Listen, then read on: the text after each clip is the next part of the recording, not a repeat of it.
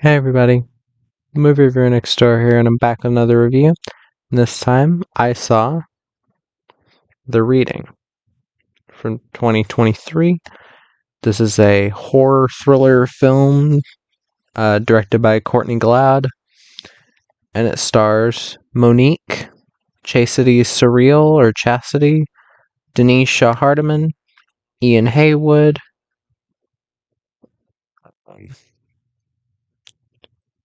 Macaulay Teeters, and Lisa Alavi.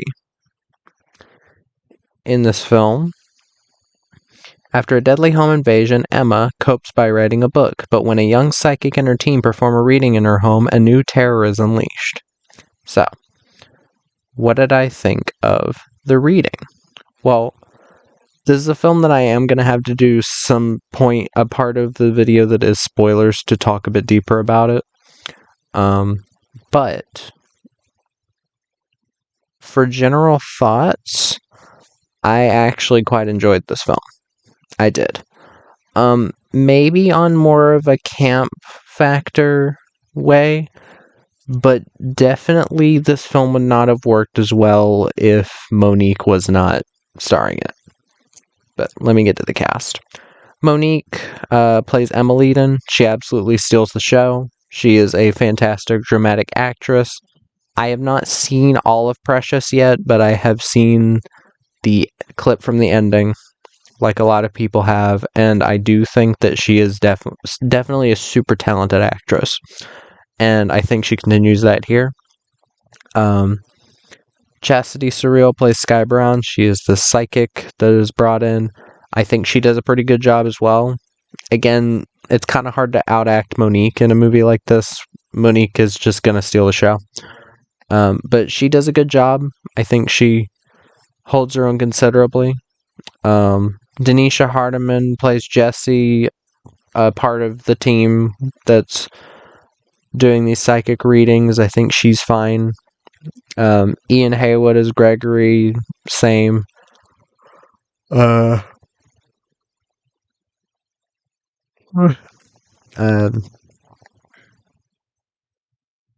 Macaulay Teeters as Randy.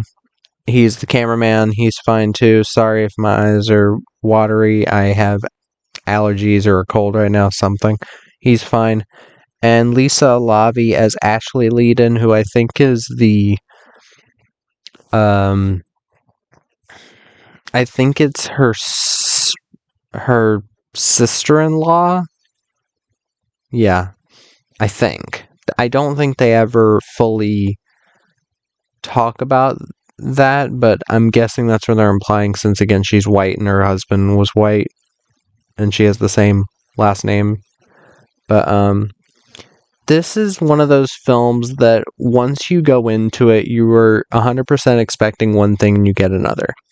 Now, as for my feelings on that type of movie, I think this movie did that well. Because you're expecting one side of the genre, and then it kind of about a third into the movie, you get a really cool twist that kind of turns the entire movie on its head. And I actually really liked it. I really liked the twist. And I will talk about it in the spoiler section, but I want to talk about as much as I can beforehand so that people will know what to look out for in this film. But the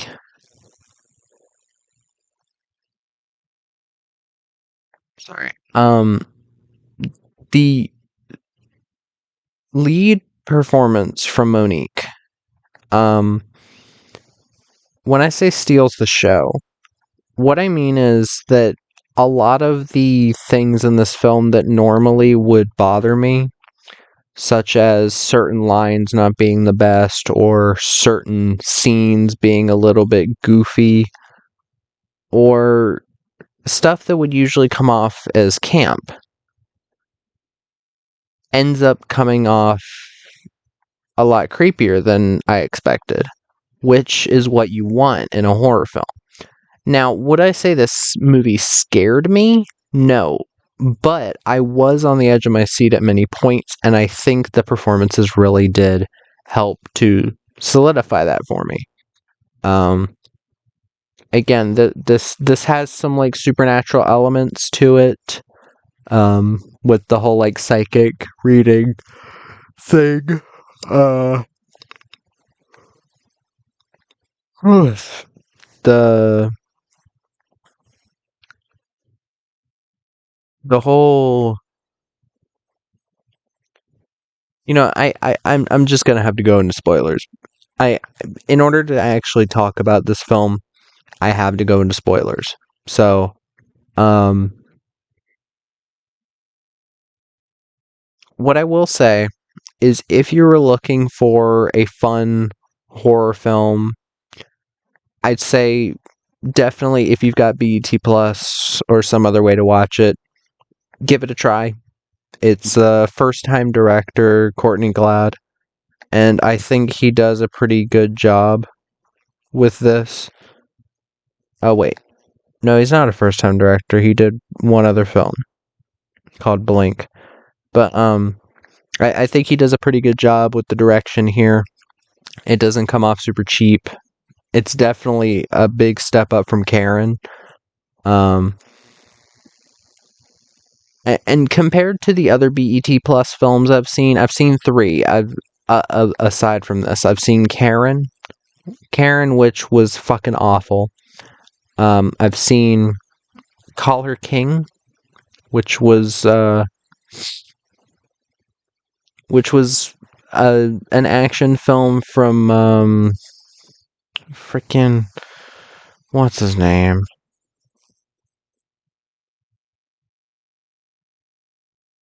Wes Miller. Um, and I thought that was pretty decent actually. And Imani, which is probably the second. Well, yeah, I'd say it's the second best. The performances in that were fine, but I mean Monique here just fucking kills it. But that was still a fun, like, kind of long history night, but updated and black. I thought that was an interesting film. But yeah, if you're looking for a different type of performance from Monique, that is still very impressive, I think, then I'd say watch this film for that at least. Because this film is worth watching for at least that. But I am going to go into spoilers now. Because I have to talk about the twist. So here's the thing. With this film, I usually put up the poster. Spoilers, spoilers, spoilers.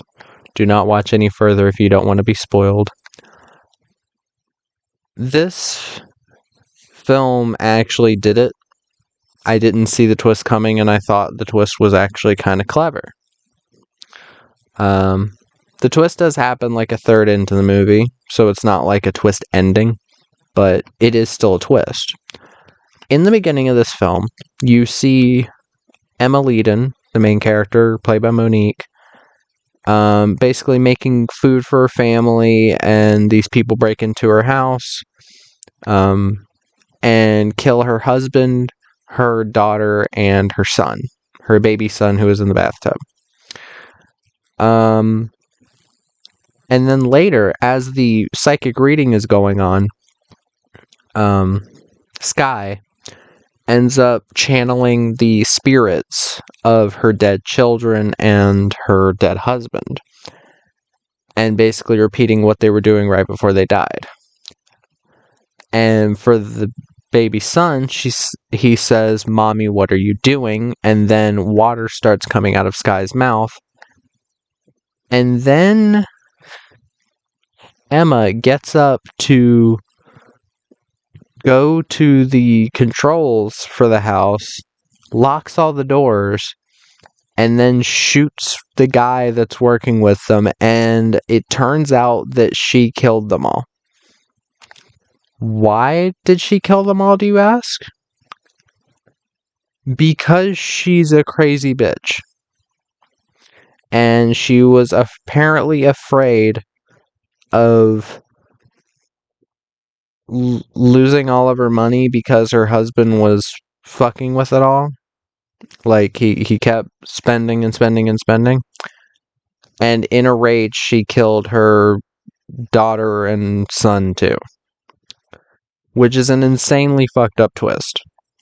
But I think this film handles it well enough that it does turn out to be a really effective one. Now, I do think that if you didn't have someone as talented as Monique in this role, this twist couldn't have worked as well, because Monique acts it so well. She goes from being the mild-mannered, stuttering, cane walking, like she has to walk with a cane after apparently injuring herself with the home invasion, and it turns out she faked it all, also to get a book deal. So, yeah, it's an insanely fucked up twist. Excuse me. It is an insanely fucked up twist, but I do think it works. This film runs with that twist, and basically the last hour or so, or 50-ish minutes of the film becomes a kind of like Don't Breathe, in how people are running around the house trying to save themselves from the bad guy. And I, while I do wish they did a bit more with that, for the most part, I think it's well directed enough, and I think the score is well done enough. Who did the score?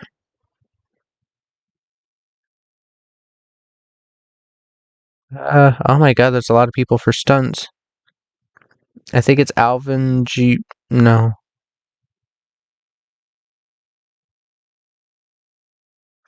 Thomas Dawson Jr. was pretty good. I did like the score. But yeah, this film, once you get through that twist, Monique's performance goes into fucking overdrive. And she starts, like, not babbling incoherently, but it it's one of those performances that I can say you can both take seriously, and it's also fun in kind of a campy way. This film doesn't take itself super goddamn serious, but it's still a fun horror movie to watch. And even if you can't take it seriously in the places where I think it warrants it, I think you could at least have fun with this film. I don't think this is an offensive movie, and this wasn't what I was expecting given Lee Daniels' name is attached to this. I'm pretty sure he only produced it though. Executive producer, along with the director. But this director wrote, produced, and directed the film, and I think he did a pretty good job for the most part. These BET Plus films don't have the biggest of budgets. This probably had a less than $5 million budget. It would surprise me if it was more than that, or more than like 3 or 4 million probably. But for what you're looking for in this type of film, which is probably just like a fun horror film or a fun kind of campy horror film, I think you'll get it with this. I think this hits enough of the marks that you'll enjoy it, or at least you'll get a kick out of Monique's performance. Because I do think that she steals the fucking show whenever she's on screen. Some of the shit she says in this movie is insane. Like, maybe IMDb quotes won't screw me on this one like they did Madam Web. I can find.